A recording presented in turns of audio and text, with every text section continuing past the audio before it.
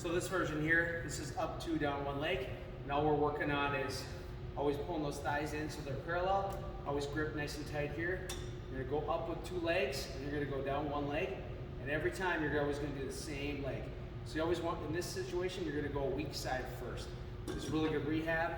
You would use this exercise if you're really trying to build up a weakness. One leg is weaker than the other. So I'm gonna teach you how to use this seated leg extension machine. And the technique I teach you right now is gonna apply to all variations of leg extensions, whether you're doing two legs at once, one leg at a time, a 1 1/4 rep, or like 2 to 1 ratio. This technique is gonna apply for everything. So first thing you're gonna do is you're gonna adjust the seat position here, and the adjustment is gonna move forwards, backwards, and it all depends on how long your thigh is. And really what you're trying to do is you're gonna try to line up the back of your knee, more to the back half of your knee, with the pivot point of the machine. It'll be different everywhere. So I'm gonna adjust, for me, I just have to be actually the right spot. So I'm gonna sit down and just make sure that my knee lines up with this axis. It looks like I can go forwards one notch. So I'll go forward one notch and see if I line up my axis.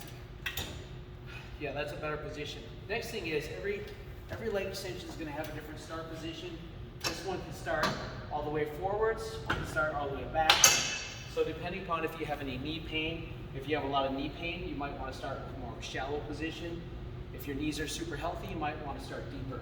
I'm going in the middle right here. So the next thing is your knees are naturally going to fan out. You want to pull your knees in like this and then flex your toes up. So that's really, really important that your thighs are parallel and you're flexing those toes up.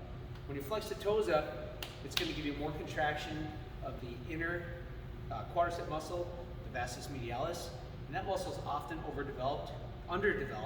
Well, it's underdeveloped, a lot of people have knee pain. So flexing the toes will kick in a little bit more VMO. We also know that when you flex the toes, your shin works, and that also has kind of a neurological connection to the inner thigh, or the inner quad muscle, the VMO. That also helps contract it. So chest is gonna be up, ribs are gonna be down a little bit, and from here, waist in a good position, you're gonna go up, control. The goal is to stop a little bit short of lockout.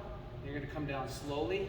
If you lock out, you're gonna end up jamming your knee a little bit. So we actually like, for most people, and I actually do need to go back one notch from my seat.